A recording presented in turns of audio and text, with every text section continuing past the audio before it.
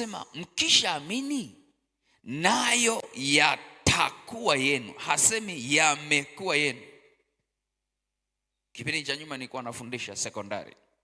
Kwa ukizungumza sentensi ya yame na sentensi yata, yame yametukia sasa hivi, tayari yamekamilika, ila yata ni baadaye.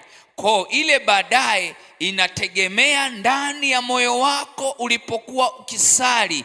Je, ulikuwa ukimwamini Mungu katika kusali?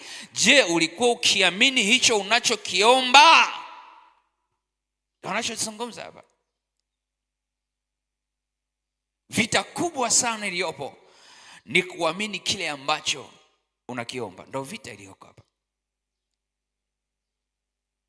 kwa sababu unaomba moyoni unawaza hivi,